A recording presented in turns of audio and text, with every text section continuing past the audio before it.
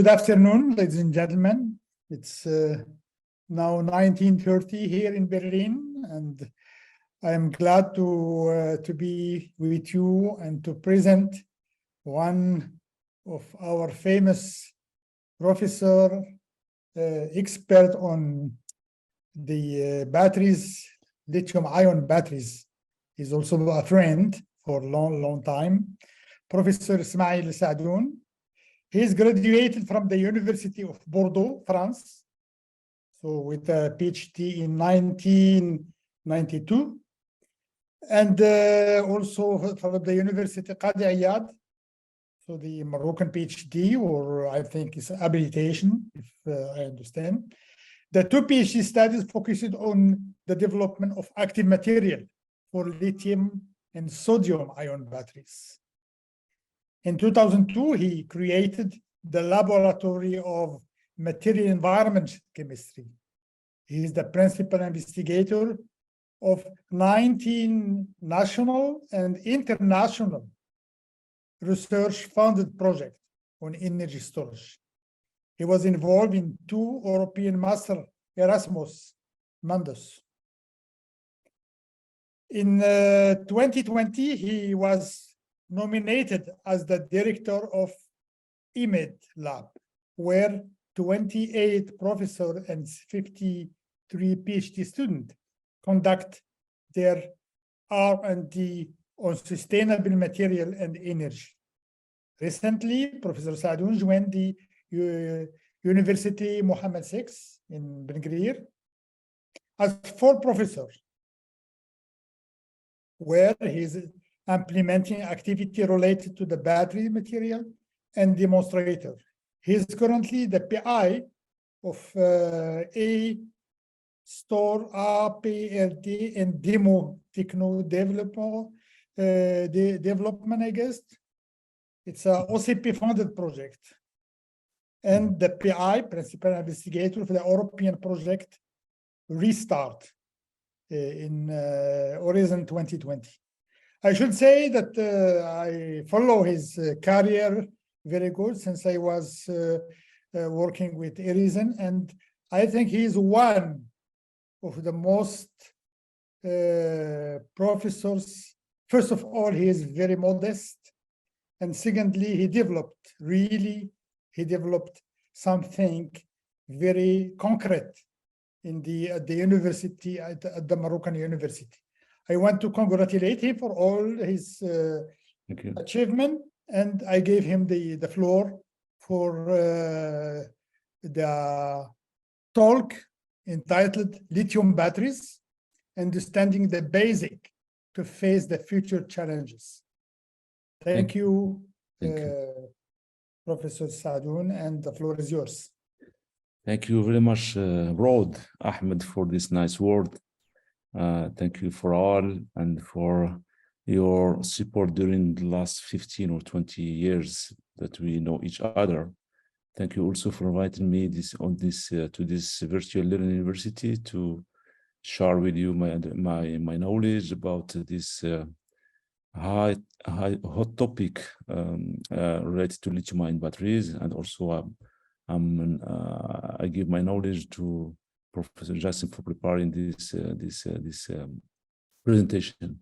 So this is my second virtual learning talk. I guess the first one was during the COVID period, and now I would like to share some new thing comparing to the first one. But anyway, I'm open to discuss with you, to have your question, especially from young people who are interested in this topic. So I entitled this presentation "Understanding the Basics." Always, if you would like to face the future challenge in life in general, don't forget the history, the basic things, the relationship, the basic things, and the basic knowledge.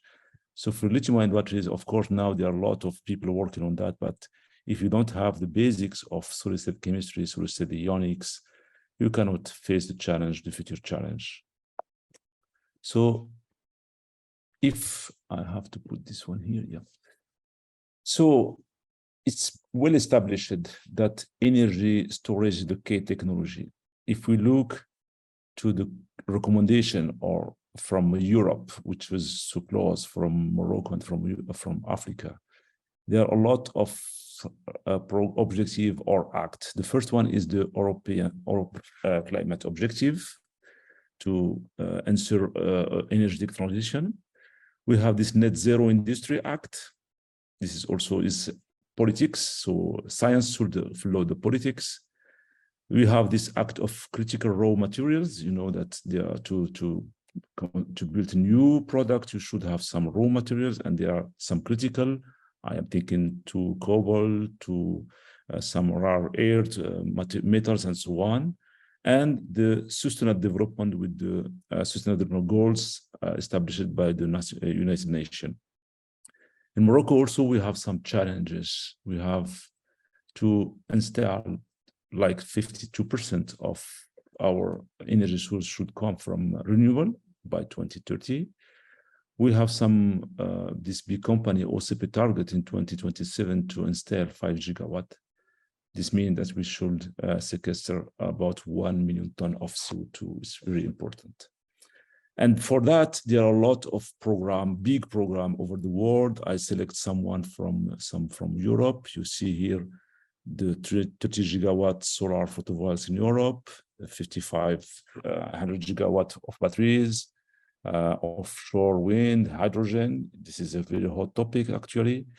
Nuclear is coming back also. We don't forget that. The carbon capture, CCUS, is also a big topic, and also the heat pump and so on. And I'm belonging to this applied chemistry, energy, and engineering research at UMC topics, where we develop some topics in relation with this big program, big orientation or vision. We have photovoltaics and electronics teams. We have this gas emission reforming and decarbonization. We have fuel cell in relation with hydrogen, and we have this energy storage team where I am leading. So the energy storage sector is the key to simplify the regulatory framework. All these one are framework, and energy storage are in the heart of this framework or these programs, big programs. So, but if we go back to the first or the Moroccan COP 2020, it was clearly established that the two big programs, the big development to do is to replace the fossil fuel-based energy sources by renewable energies like solar and wind, and then to shift from IC combustion engine vehicles to zero-emission electric vehicles. So we need a mobile and stationary energy storage solution for these two applications. As you know, the renewable energy are intermittent, and we should store when we have an excess of this energy to use it in the night or in the time that we need. What means storage in general? Storage is a reversible transformation of the electrical energy to another form of energy. Of course, we cannot, as you know, we cannot store electrical energy as electricity. We cannot store it. So we should transform it to a new form of energy, but with reversibility. If no reversibility, we cannot use it as storage solution. So there are a lot of ways to store energy. Electricity, we have some mechanical, like pumped hydro, compressed air, flywheels. We have some supercapacitor, magnetic storage, thermal storage, chemical storage. But today, I would like to talk about this electrochemical energy storage that combine electrochemistry and electricity that we call the electrochemical energy storage. So why? Oh, sorry. So to improve or to create new energy storage, there are two big features that should have in mind. We should have a high power specific, so to go fast, to store fast, to charge fast, to discharge fast. And we should have high specific energy, watt-hour per kilogram, to have a big autonomy, to have much more time, much more distance to recharge from two recharge process. So we should be in between, having high specific power and having also high specific energy. This is why lithium-ion battery are the best in comparison by lead acid, the classical one, or nickel cadmium or nickel hydride. One thing is very important. Even you would like to store watt-hour scale or kilowatt-hour scale or megawatt-hour scale energy from electrochemistry, the principle is the same. We have transformation of chemical energy to electrical energy and vice versa. This is very important. And of course, if we have many process, many principles, it will be more complicated, but hopefully it's the same principle. It looks very easy principle, but believe me, it's very complicated. So if we look on the market, see this data are collected in 2020, I think, but I'm sure that all these values are shifted to higher values because the data are growing day by day. And if you see that the trend is exponential increase of the global cumulative energy storage installation over the world, of course, China and the United States are the best. And also, if you see the main application of this lithium-ion battery production, they are going to the passenger EVs and to commercial one. And of course, stationary is coming very smoothly. So the global lithium-ion battery market, also this one should be given under comma. This is for sure, the market is much more higher than that, but in 2020, it was like $27 billion, and 2025, much more than 70 or $80 billion. If you see all this data, there are two big challenge or issue. The first one is the need of raw material. If you would like to produce this huge quantity of lithium battery, you need raw materials. But not only raw material, but you should innovate to get high performance materials. And also you should think about beyond lithium-ion material, because the existing lithium in the planet is not enough to meet all the needs of producing a fresh lithium-ion battery. So we should have to keep in mind new concept, new technology beyond lithium-ion batteries. And second big challenge is the environmental issue. You know, the first batteries put it in the market was in 1992. And now we start to collect a lot of end-of-life lithium-ion batteries. And putting this end-of-life lithium battery in the landfill will cause many big problems on groundwater quality or of spontaneous fire and so on. And recycling end-of-life batteries become mainly the task of many companies, because they will fix the problem of the environment, but also fix the problem of raw material, because we can use recycled material metals to build new fresh materials. So if we can say very easily what we are looking for, we are looking to have high energy storage quantity, high stored energy in watt-hour. In principle, this one is voltage multiply capacity. So voltage depends on the quality, on the nature of the cathode and the anode, and the capacity also. So you should have high voltage of your battery and also high capacity to get high stored energy. If you see, so the voltage, you should have a high voltage cathode and low voltage anode materials. The anode material now, they are not so big competition. Graphite is the best one because we are not so far from zero versus lithium, and we have some acceptable capacity. But for the cathode, we are somehow limited now, 4 volt, 4.2, 4.3 volt, and the goal, the aim is to go higher to 5 volt. But the problem, if you, I will see later, if you have this difference in voltage between the cathode and the anode exceeding 4 volt, 4.1 volt, we have this electrolyte, which is very risky to work with at very high voltage, because if you see, for instance, water decompose at 120 volt, and you should have lithium electrolyte at stable at high voltage. That's why now people are going to solid state electrolyte, because solid state electrolyte can support very high difference in voltage between the cathode and the anode. So in brief, to increase the specific energy, we should go to higher cathode potential and capacity. To increase the power, what I show later before, you will show higher lithium diffusion rates. Let me go back. Here, to have high power, you should have fast charge and discharge. And fast charge and discharge means this reaction should be fast. And inside the chemical, the diffusion of lithium should be also fast.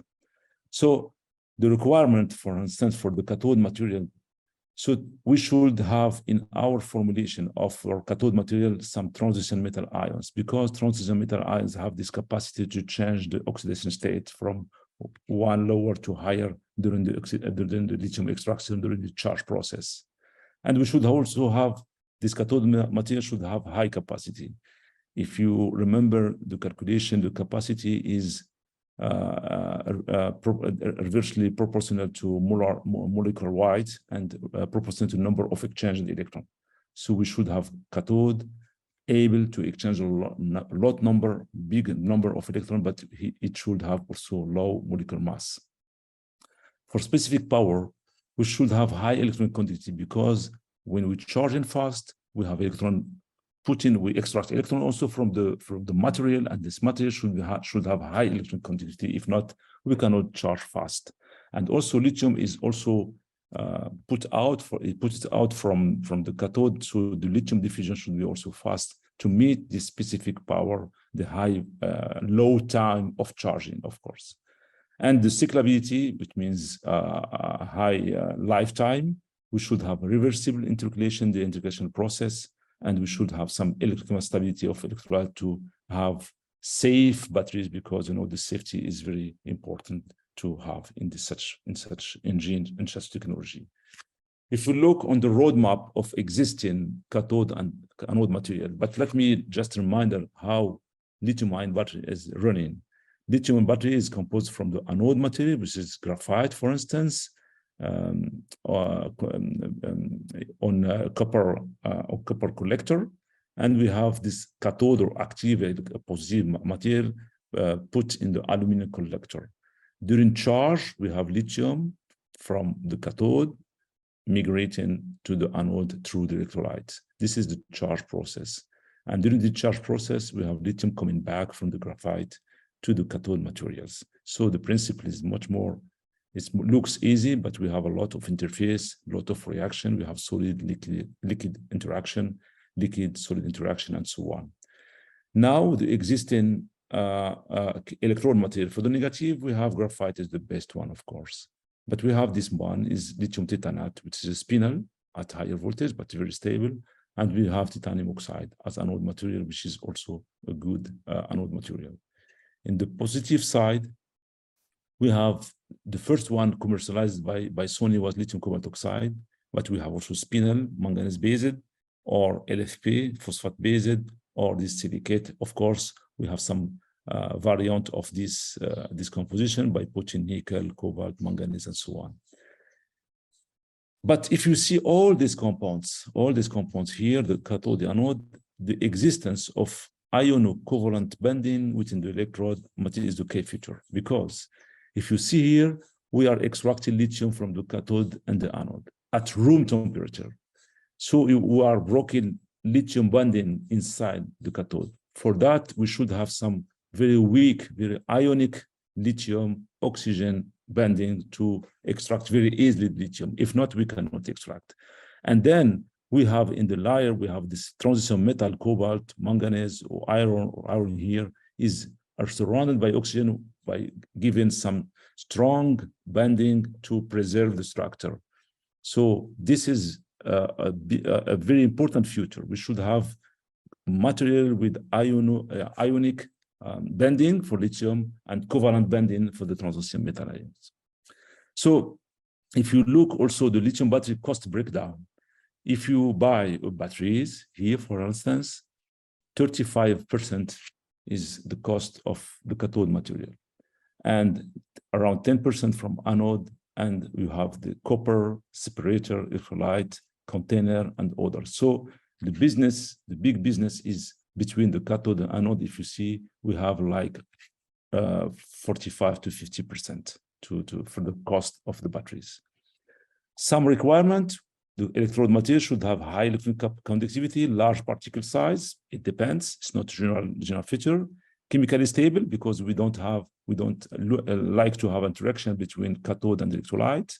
Fast lithium diffusion, as I said, to have fast lithium diffusion to get fast charging and discharging process. We should also have low cost and low toxicity material. That's why titanium-based or iron-based material are very desired. And we should have some empty place for lithium insertion and extraction. So if you look at the market now, there are many chemistries. We have this NMC chemistries, which is material composed from nickel, manganese, and cobalt. NCA, material composed from nickel, cobalt, and aluminum. LCO, material composed from lithium cobalt oxide. LMO, from lithium manganese oxide. We have LFP also, I didn't put it here. We composed from lithium, iron, and phosphate. And we have in the anode side carbon, but now we are trying to put small amount of silicon to increase the capacity, but it's a very big tough.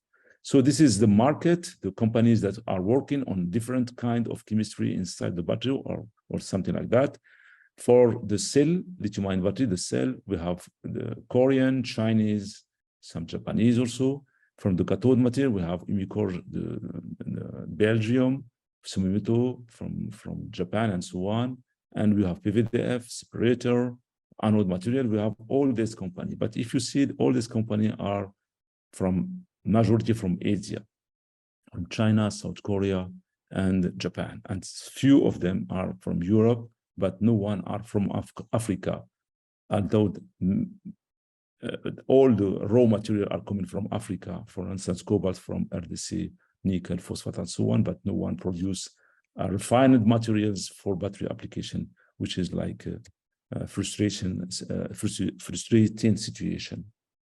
So if you look the big challenge, future challenge of battery, we have 8 big challenge. One is the cost. Of course, if you like to be popular, you should decrease your cost. And to decrease the cost, the process of application should be lower. So now we have like $110 per kilowatt, not 130, $110, $100 per kilowatt. And the future will look to have half of the cost. Energy density, we should have high energy density to have long autonomy without recharging your batteries. Power is very important to make fast the charge and discharge, and for accelerating, for instance, if you are driving your auto, your electric vehicles. Safety is a big challenge because we look around that there are a lot of fire on lithium-ion batteries, on craft, on car, on buses, and so on. First life, we should now, the life of batteries is like 8 years, but we are looking for much more years to minimize the cost and to minimize also the end-of-life batteries. The temperature, we should have batteries working at high, but also at low temperature for many applications. Predictability, we should also think about predictability to predict the formulation of the cathode material, to predict also the lifetime, the lifetime of batteries under many conditions. And of course, the last one is recyclability.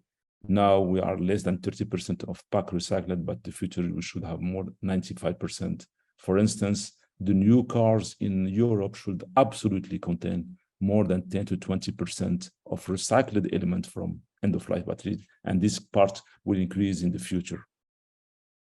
So let me move very briefly to some findings in our lab regarding these challenges.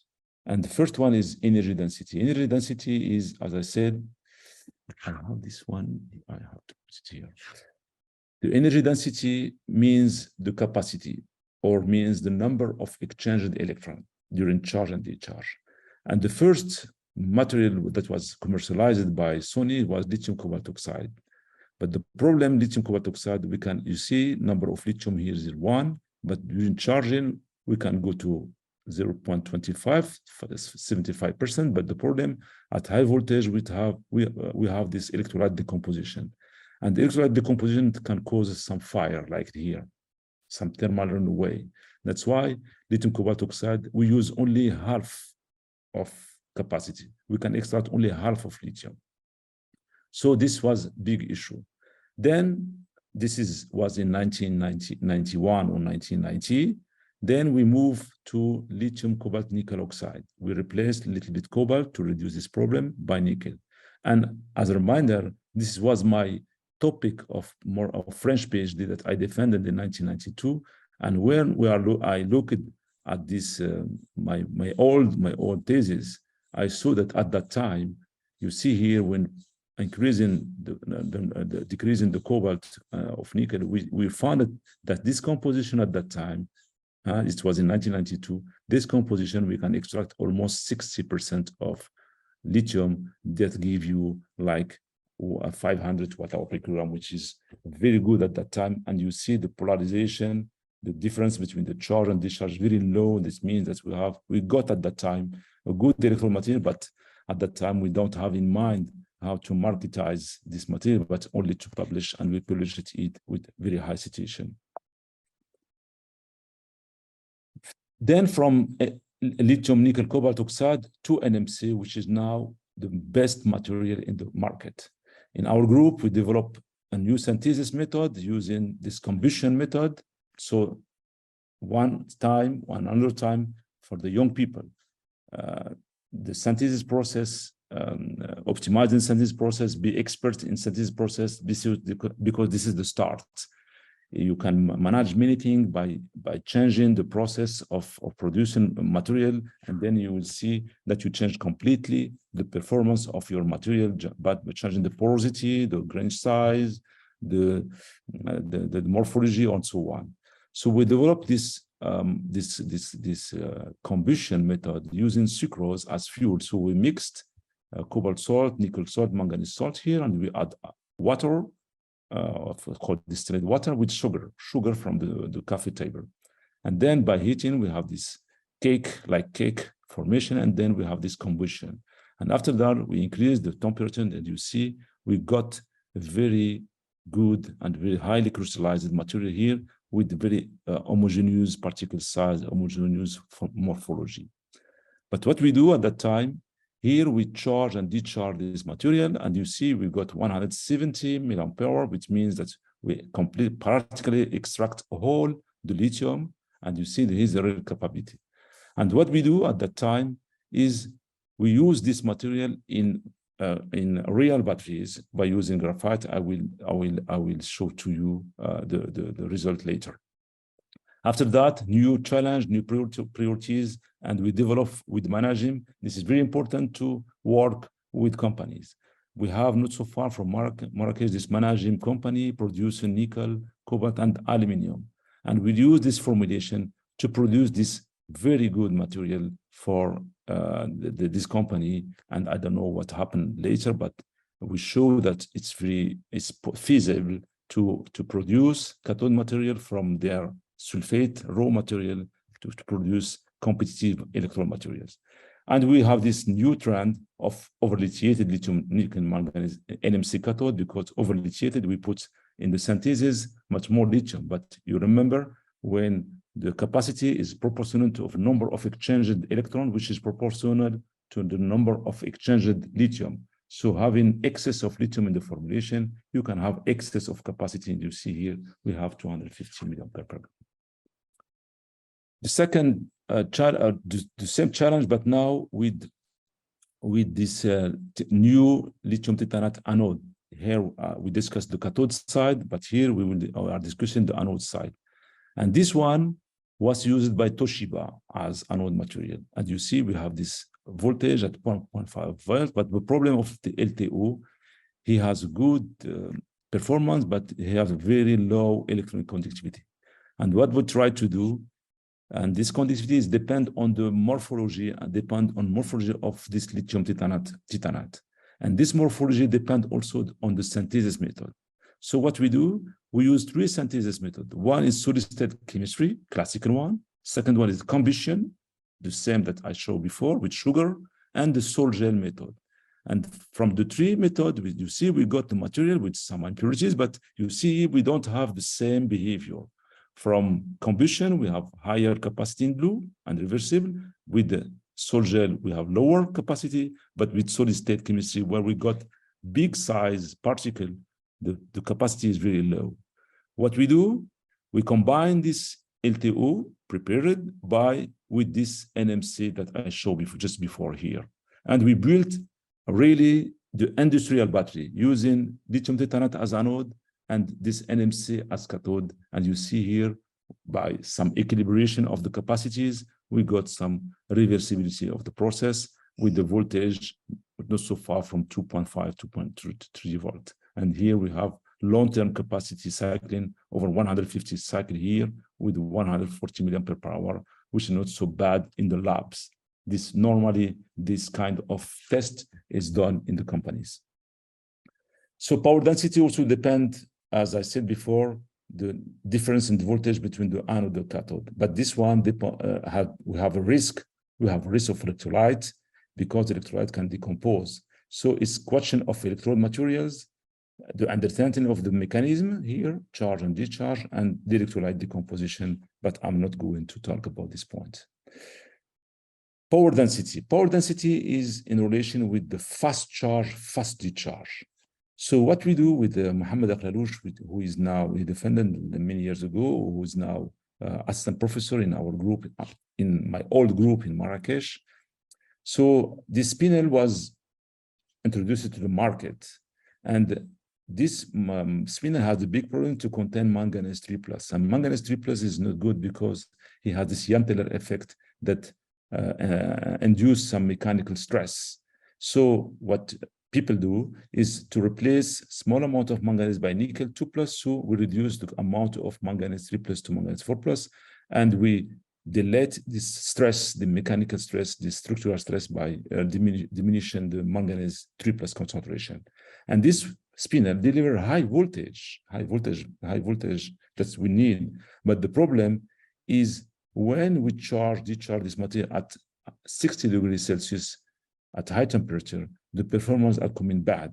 Why 60 or 55 degrees Celsius? Because some application, for instance, my laptop can heat at 50 degree or 60 degree. So the performance of battery should keep the same performance, my battery, at room temperature, but also at higher temperature. Or in Marrakesh, for instance, today is more than 40. So my technology or my application could reach 50 or 60 degrees. So it was a problem. So what we do with the Mohammed, we replace a small amount of nickel by another cations here. And you see here, we got very cubic, because spinel is cubic. You see in SEM, we have a cubic particle. And during cycling, let me give a little bit some reminder. This 1C, for instance, means that you are charging your battery in 1 hour. 10C means you are charging and discharging your battery in 1/10. This means 6 minutes. 120C, you are charging and discharging in 1/20. This means 3 minutes. And 60C means that you are charging and discharging in 1 minute. And you see, we do at room temperature, charge and discharge. We have stable capacity. We don't have this capacity fad stable. And then when we're coming back to 1C, we recover the same capacity. This means that our material supported the fast charge and discharge. And we do the same test at 55 degrees to fix this problem of a spinel with nickel manganese. And you see, we have not so bad result. This one was also a very fantastic result with Mohammed.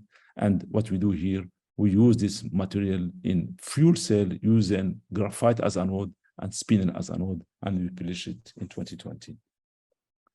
Safety issue is also a challenge of lithium-ion batteries. And you see here, I already showed this picture with Tesla model 2016. Here we have some hoverboard, also some Samsung Galaxy, this Boeing from Nippon Airlines, and this was during conference.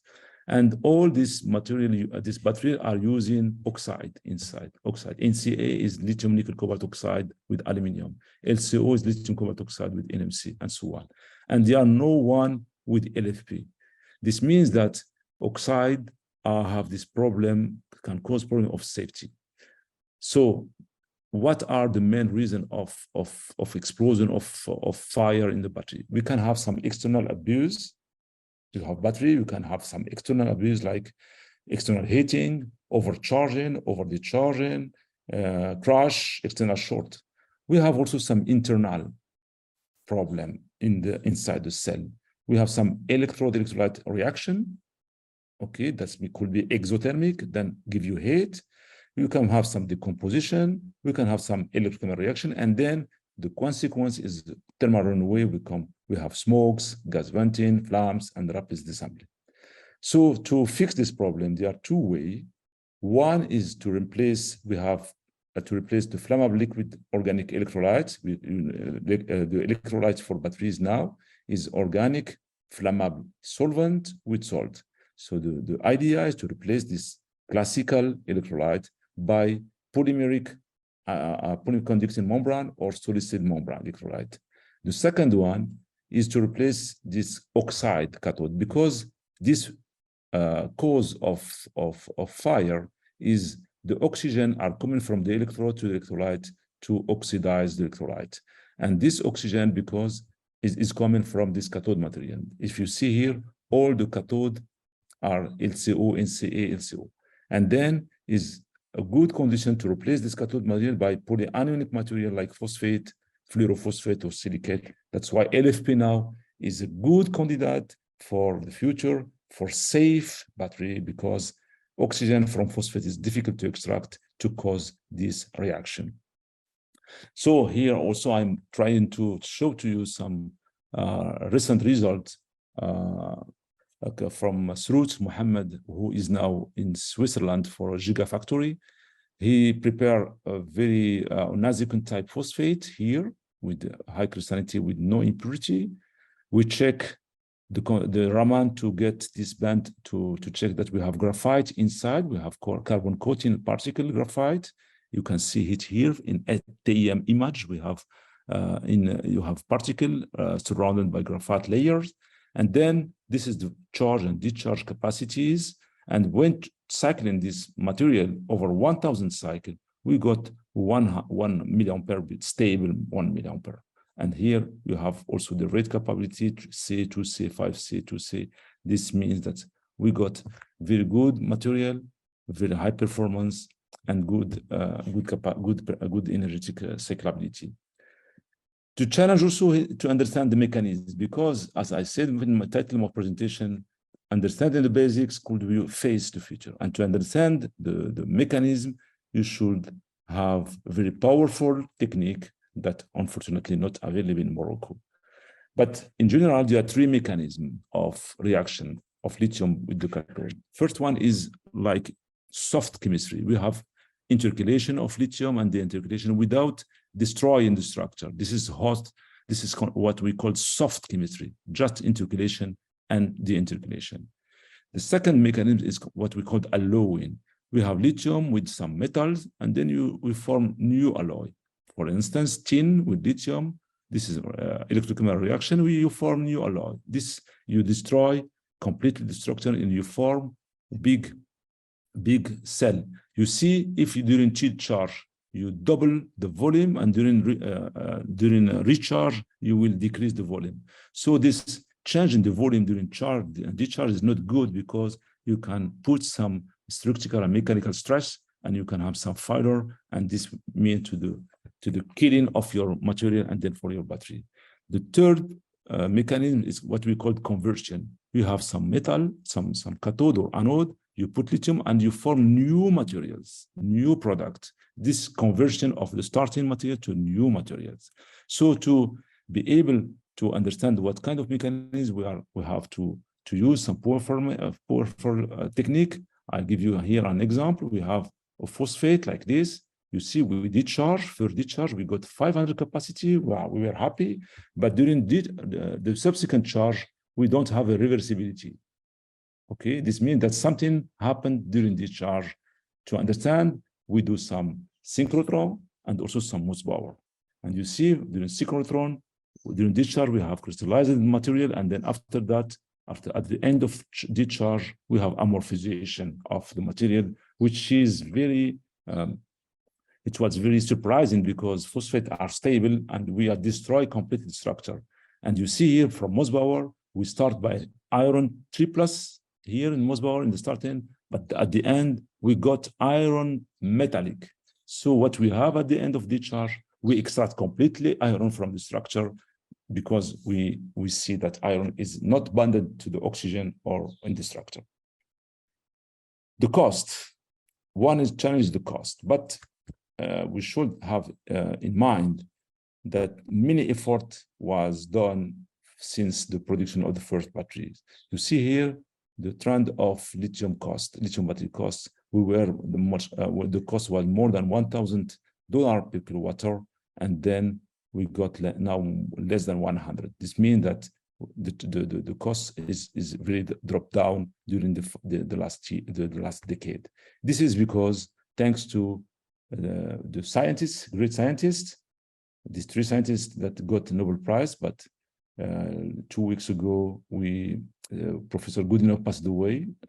He's a great person, very great person that contributes a lot to this topic, and also to this new guy, Musk, because he introduced the terminology of gigafactory. And gigafactory means producing a lot number to reduce the cost. This is Chinese meaning, and he do that. And we have now a lot of gigafactory in Europe. Even in Morocco, we will have 2 gigafactories that now are implemented in Morocco. So one way to reduce the cost is to develop beyond lithium-ion battery, new technologies. And there are a lot of technology, of course, zinc battery, aluminum battery, MG battery, and so on. But I would like to talk about sodium-ion battery because sodium is not so far from lithium. And KTL, which is Chinese company, start to produce sodium-ion battery in the market with very low cost. Low cost because if you compare lithium and sodium, we have the lithium carbonate cost much more than 10 times or 20 times sodium carbonate, and the salt lithium P6, you see here 900 per 50 gram, only 300 euro per 50 gram. So shifting from lithium to sodium will reduce the cost, and if you reduce the cost, you will be more popular, will produce a lot. But shifting from lithium to sodium was not so easy because what we do at that time is very easy. In the cathode, in the lithium, we have lithium metal oxide. So we replace by sodium metal oxide using nickel, cobalt, manganese as metal transition metal. It was no problem.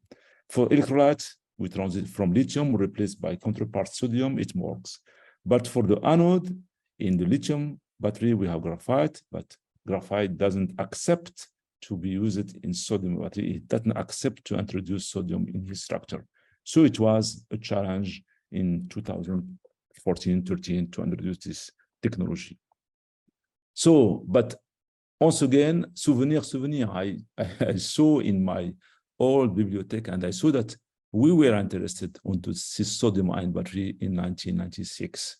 And you see here, we have this discharge capacity and charge, and we succeeded to extract 0.4 sodium, giving somehow like 100 milliampere. And we do some in situ, ex situ XRD at this point. It was very difficult, but we succeeded. For the young people, for this curve, for instance, to build, to draw this curve, you need 1 day to draw this curve. Now we have many software, and you can draw in 5 minutes the same graphics. So we developed this kind of batteries here of electrode material, what we call P2, sodium, cobalt, manganese, nickel. Why P2? Because sodium is in prismatic site, is not in octahedral site. Here we got a very pure phase with a small amount of P3. And you see we have this hexagonal shape of the particles here. So this is the conventional characterization that we do before going to electrochemistry. And you see here, This is charge and discharge process, very good reversibility, and we got like 120 million per gram, which is a good work from Hakim Sharifa, who is now also involved in Gigafactory in Norway, developing batteries for sodium and for lithium battery. But at that time also, we are scientists, we try to understand many things. Here we cycle between 2 and 42 volts, charge, discharge between 2 and 42 volts. And our aim is to go higher voltage, because you remember, high energy storage means that you should have high voltage and high capacity. So we try to understand what happened if we cycle between until 4.2 volts. We have reversibility. Here you can see we have during charge, we have shift of this peak from XRD, and then during discharge, we recover the same peaks here. So we have good reversibility, no problem. But when we go to 4.5 volts here, of course, you see we have the same trend, but at here we have plateau at high voltage at 4.5 volts. And this plateau was not reversible. You see here plateau charge, but during discharge, we have only half. And we try to understand what happened at this high voltage. Of course, we got higher capacity, but we should understand what happened. So what we do is in situ XRD. This means that we don't have any transition. The structure remain preserved during the whole charge and discharge process. If we have electrolyte degradation, also by XPS, no. So this means something happened here that we don't understand with what we have as techniques. So we use maybe different mechanisms. So what we do is we do some not XPS Xanes here. I don't have the figure, but you can check the publication, and we evidenced that here we have oxygen redox process in this part, and this means that this part should be abandoned, because if you have oxygen redox, oxygen should be oxidized from O2 -2 to oxygen, then will generate gases here, which is not so good for the safety of the battery. I said before that the anode, the graphite doesn't work. So what we do is to use hard carbon from biomass. And this hard carbon was prepared by using Moroccan biomass that everyone knows during Ramadan period. Of course, there are a lot of publication. People are using biomass from their countries here. And here you see that at 1,400, we got a discharge capacity here, plateau at 0 volt, and with sodium inserted in the hard carbon very reversibly. So this is what was used by KTL. I showed to you here, KTL here, for instance, they are using hard carbon as anode for the commercialized batteries. So we do also our batteries, almost industrial battery, by using hard carbon and phosphate. And you see here, we got a good profile. This is the anode side, the cathode side, but here is the full cell with capacity around 200 milliampere. And our student got a good prize, good award from the Ministry of High Education, because for the first time we developed sodium-ion battery not so far from the industry. So I don't know if I have 5 or 10 minutes to talk about recycling, Ahmed.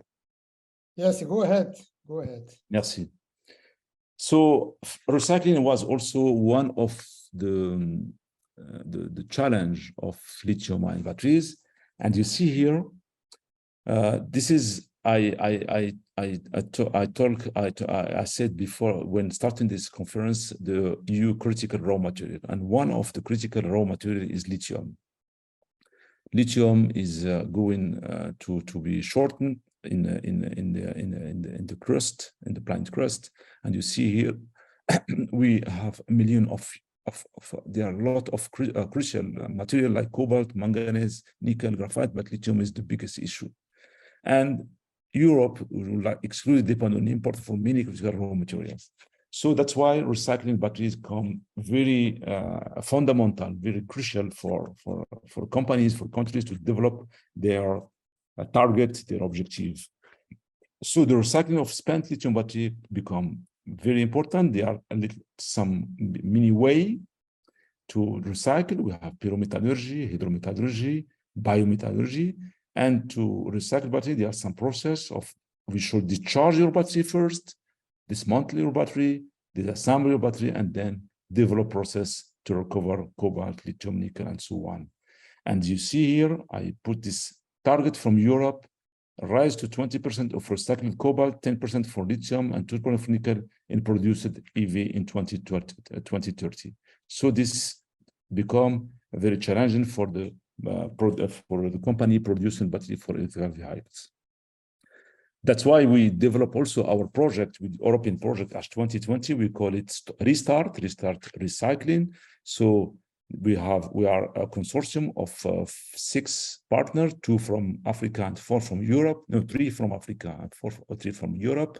And the idea is to recover batteries from electrical scooter from a company in Marrackech, discharge this scooter and disassemble on module, and then to cells and separate plastic, separator, metallic, and then recover the anode side and the cathode side, and then develop some chemical process to recover copper, graphite, cobalt, nickel, manganese, lithium, and aluminum.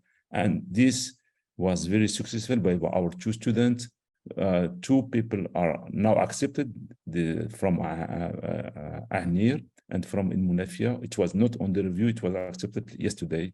So we develop efficient process to recover lithium, cobalt, manganese, and to use these recovered metals for preparing fresh material, which is challenging. It was like an example of circularity of economic circular economy.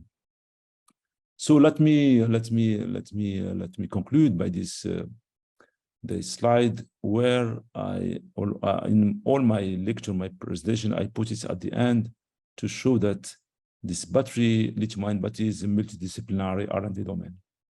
So we don't need, if someone say to you that I am expert, there's like a liar. We cannot be expert. We are expert as a team composed from many expertise. Inside the lithium cell, we should have expertise in electrochemistry, chemical process, solid-state chemistry, physics, polymers, material science, organics, electrode processing, modeling, economic assessment, and so on. And if you assemble the cell to build a module or pack, you should have electrical engineering, expert designer, sensors to see if there are some state of charge, state of discharge, and so on. Artificial intelligence now is coming to be important. Diagnostic test to make standardization. So it's really what we said is a battery university. Battery university means that all experts, all modules could be teached in this area, in this hot topic. So before thanking you for your attention, I would like to thank our funding agencies, especially Fondation OCP and Green Energy Park, for their support, sustainable support for our success. And thank you for your attention. Well, thank you very much, Professor Saadoune, for this very amazing talk where you go through the whole career from one side and all your amazing achievement. So I think the best to do is to give the floor to the audience. Everyone he can ask. By the way, you can ask in English or French or even Arabic, no problem.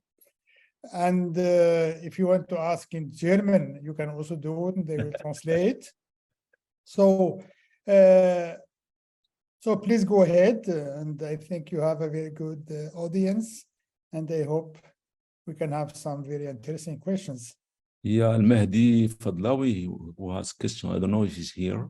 I have in chat. So he is in chat. Thank you, Doctor. I have one question. Can artificial intelligence today help us developing more efficient lithium battery? Yeah. This is very hot topic coming now. Now you find artificial intelligence everywhere.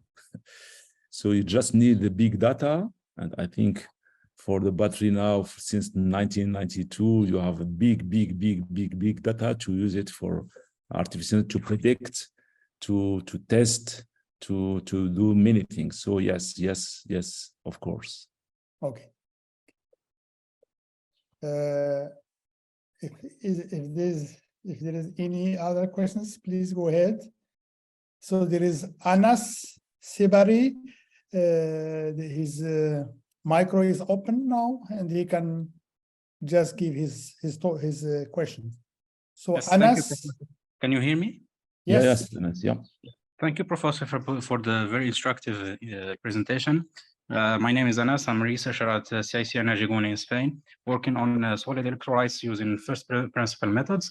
And my question is related to this topic of solid electrolytes. How do you see the prospects of this subject, and especially the challenges behind interfacial contact between solid electrolytes and cathodes and anodes? And thank you. Yeah. Good question. First of all, just yesterday or 2 days ago, I think a Japanese company, big Japanese company, introduced it in the market, but solid-state battery using solid-state electrolytes. So it's a reality. It's not. This is the truth. Now, of course, it's very difficult process to introduce solid-state batteries, because in the case of lithium, of liquid electrolyte, you have this contact between liquid and cathode and anode much more easy. You have a penetration of electrolyte in the pores and so on. But in solid electrolyte, it's very challenging, because you should have a good conductor, of course, but after that, the contact between solid and solid should be efficient to make the transition of lithium and electron more easy. It's not so easy topic. I'm sure I didn't put my hand in that, but I agree with you. I know that in CIC they are developing something, but the big challenge to fix this problem is to fix this interface between the solid electrolyte, developed electrolyte, and cathode anode, and keep the same conductivity performance of the solid electrolytes in the battery. Okay, Anas. Thank you, Professor. And following with that, would you be interested in a collaboration maybe in Morocco using first principle calculations and experiments? مرحبا. Thank you. We are Mr. Ahmed, the old guy. We are also always helping the young people that would like to work, if we can work. If not, don't forget that we are old. We are getting old. So, thank you so much, Professor. You are welcome. You are welcome. There is a shot here from Abdel Ghani Bousseta. Salam, everyone. Thank you so much, my Professor Ismael Saadoune. So I guess he's your student, I guess. I genuinely appreciate the effort and the expertise you put into delivering the presentation, and I found it to be highly engaging and informative. Okay, thank you for the sharing of your knowledge on the important aspect of lithium-ion battery. I would like to mention that there was a relatively less focus on the topic of battery separator during your presentation. Right. So battery separator play a vital role in the performance and safety of lithium-ion battery. Could you please give us the advancement state of battery separator based on polymer? Thank you. Yeah. Please go ahead. Yeah. Thank you, Si Abdel Ghani. Yes.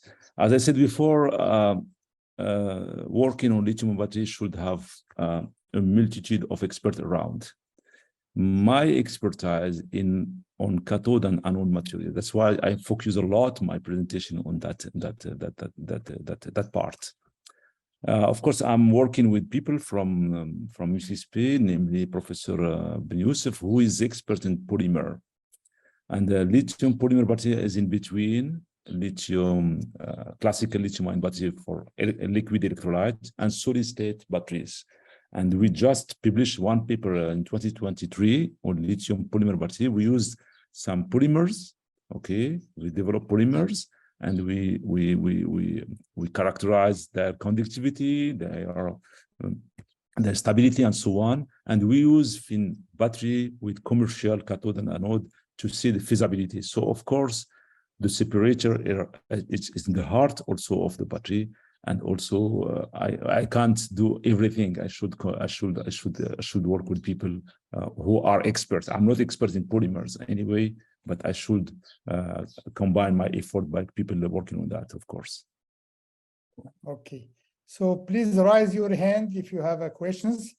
I will ask you, by the way, Dr. Professor Saadoune, but it's more politics than science. I'm not surprised. It's about gigafactory. I suppose you have said that there are 2 gigafactories will be built in Morocco. And of course, gigafactory mean a lot of lithium, is it? This means they have to make economy of scale.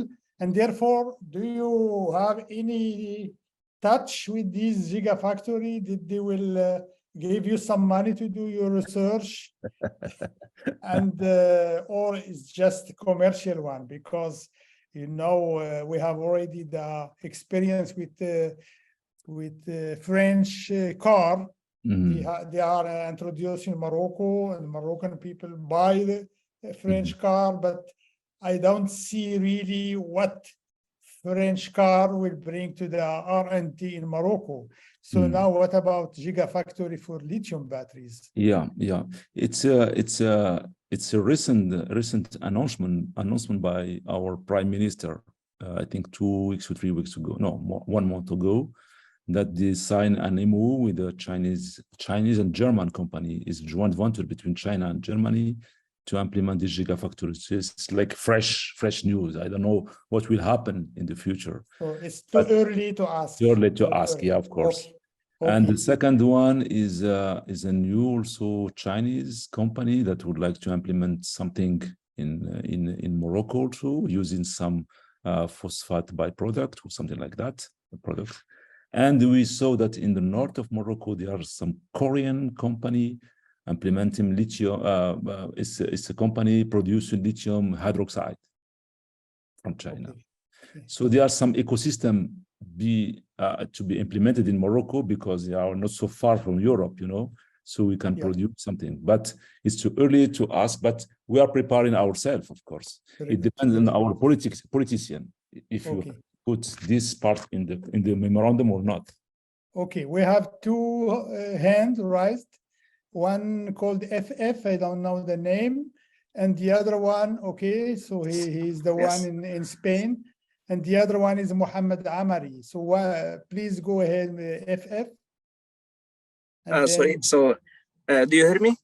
Yes, yeah, sure. Okay, thank you, Professor Zanawi and Professor Saadoune. I have one question about battery in general, and especially in electrolytes. So normally, what is the logic and behind the formulation of electrolytes, and how electrolytes can affect negatively or positively the movement of such technology from lithium-ion battery in the market? So this is the question. D'accord, thank you. So the electrolyte is composed from salt, like lithium PF6, and solvents, in general organics. We would like to have the solvent composed from water to be green, of course, but water decomposes at 1.3 volts, so we cannot get high voltage. So we are now using only solvent like propylene carbonate or ethylene carbonate. So if you like to develop electrolyte, you should develop a good salt that could be dissociated in the electrolyte and good solvent with high dielectric conductivity. After that, you should test the ionic conductivity, the transport coefficient of lithium, and the electrochemical stability of this electrolyte. Because if your electrolyte decomposes, it decomposes with exothermic reaction. An exothermic reaction inside a cell that are sealed, are closed inside. If you have exothermic reaction, your battery can get heated and maybe explode in the future. So electrolyte play a central role in the safety of the system, but also to provide this movement of lithium from one side to the other side of inside the battery. Of course, any component of the battery is important, but electrolyte have this importance of safety issue also. Thank you very much. Welcome. So Mohammed Amari, go ahead. Hello, Professor. Hello. Thank you very much for this presentation. It's Welcome. very rich. I have a question about the stability of the material. I want to know, do you mean by stability the chemical stability or a mechanical stability or both of them? Solubility, you mean? Solubility? Stability. Stability. Could you repeat the question, please? The stability of a material, you said that it is a factor that that is important in batteries. Yeah. And I wanted to know whether this stability is related to chemical stability or a mechanical stability. Both. Or both of them. Both of them. You see, when you are charging or discharging your battery, you have the host structure, the cathode material, for instance. Yes. It's structure that are stable in the beginning. And you put lithium or extract lithium, the structure should remain stable. If not, you will transform the cathode and then the performance will drop down. Okay. So the best way is to preserve the structure, chemical, structural, mechanical, and that's why we are looking for lithium banded by weak banding. You can extract. So that the extraction can be easy. Can be easy, and you can insert You also cannot deteriorate the material. without transforming your cathode or your anode material. And what about the morphology? Having Yes. a loose morphology with a good mechanical property. No, morphology play a role in two roles. Insertion. One is the contact with electrolyte. If you have porous, not Yes. porous, or something like that. Second one is during the industrial process. You know, for industrial process, you should put this roll in. You put your mixture, your cathode on the film of aluminum, and the particle size is very important to have this good adhesion of your cathode or anode material in the collector. This is the industrial part, but from R&D, from the laboratory part, the porosity or the particle size can play the role of contact with electrolyte, and also grain-to-grain contact also could be affected. And what about how can we control this morphology? Yeah, by synthesis, controlling the synthesis process. Parameters like temperature and precursors. Route is with process or solid process, and then temperature, time, many things. Okay, thank you. You're welcome. Any questions? Please raise your hand, and then we will open your micro. We have Mohammed, or just no? No, he's already. So I want to ask you, if you allowed me, the safety is very important because it's damaging maybe the whole factory or whatever. And therefore, what is exactly behind the fact that oxygen is involved in this process of safety? Mm-hmm. Is it oxygen O2, or is it oxygen burn something? What is exactly? Can you give more details? Just a reminder, the battery cell is closed, so oxygen cannot come from outside. This is a fact. Then we have, for the safety, if we have safety problem, we have this combustion of the solvent of the electrolyte, the organic solvent. Combustion means that the presence of oxygen. So oxygen, the cell is closed. Oxygen come from where? If you see around, you have the cathode and the anode side from two sides. In the anode side, you have graphite, no oxygen. In the cathode side, you have this NMC, NCA, we are oxygen. And many work clearly demonstrated by XPS, by many techniques, that at high voltage, we have redox process of oxygen. So O2 minus 2 minus, this is a stable state of oxygen transformed to O2 at high voltage. And this O2 leave the cathode and go through the electrolyte and activate the combustion process. Okay.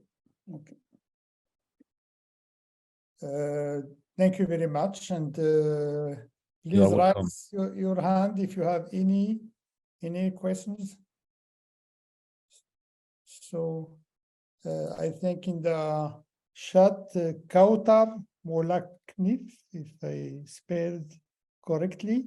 I would like to thank you for this interesting presentation, Professor. I want to ask you if you work on thermochemical energy storage.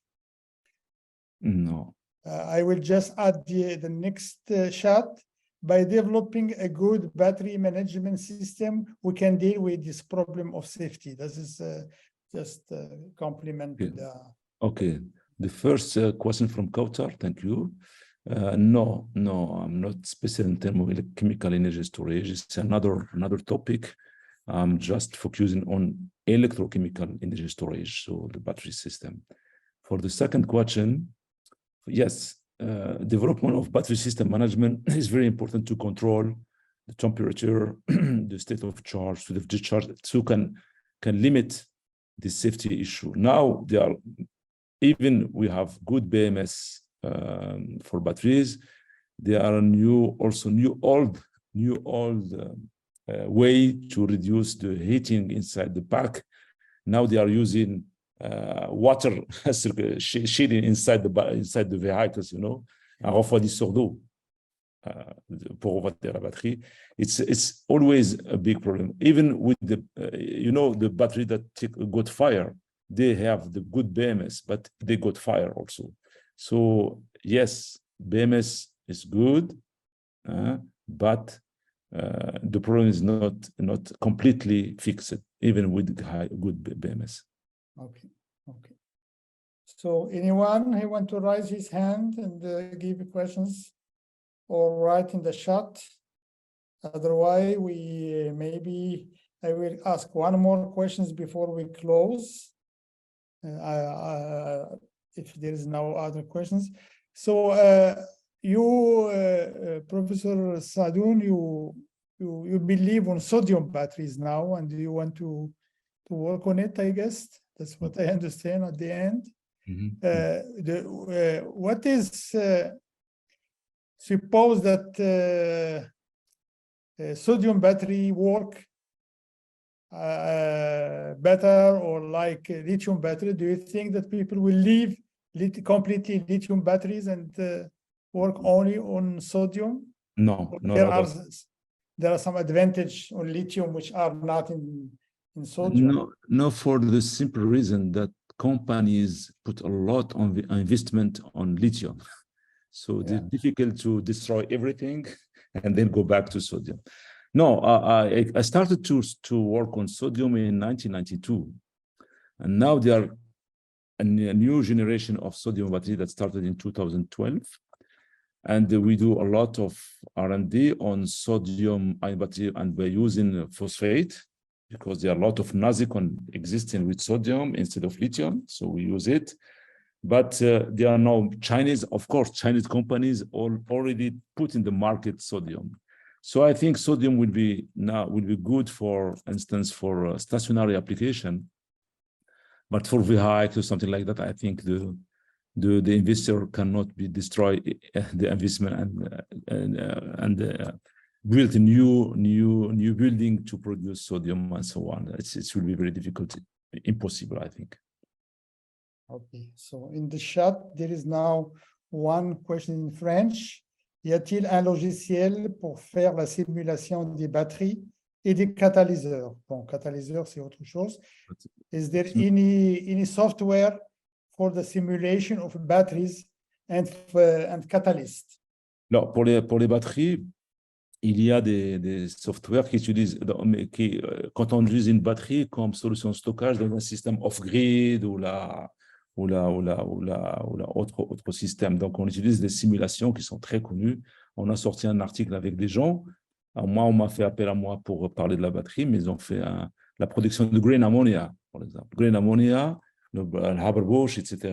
On introduit une solution de stockage sans stockage et on a montré théoriquement avec des simulations quelle est la bonne solution, la bonne combination. Est-ce que c'est wind, solar, without solar, batterie, etc., etc. Mais simuler le comportement, c'est comme si simuler le comportement des humains. Tu ne peux pas simuler le comportement des humains. Les batteries, c'est comme des humains. Ils ont un comportement qui dépendra des jours, qui dépendra de la température, qui dépendra de beaucoup de choses. Mais il y a de l'intelligence artificielle. On commence à rentrer pour essayer de penser à la place de la batterie, mais ce n'est pas pour demain. Ça vient juste de commencer.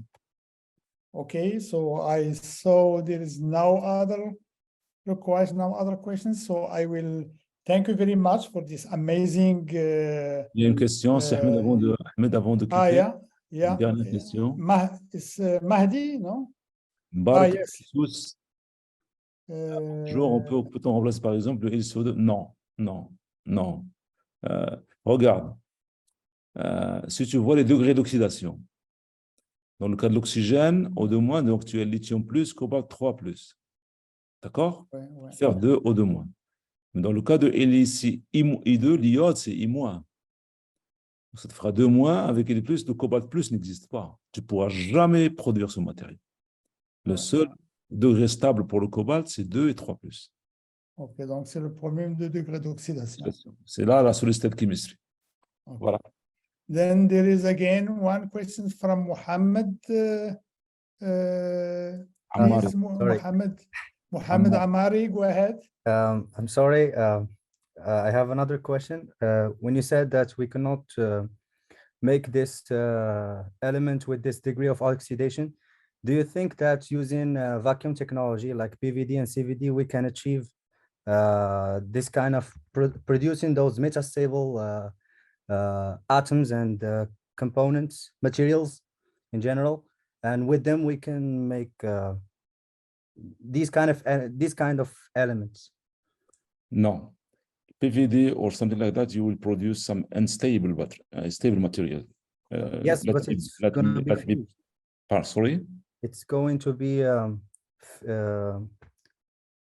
fixed. I mean, no, you can fix, you will produce some materials. Then you will put in the battery.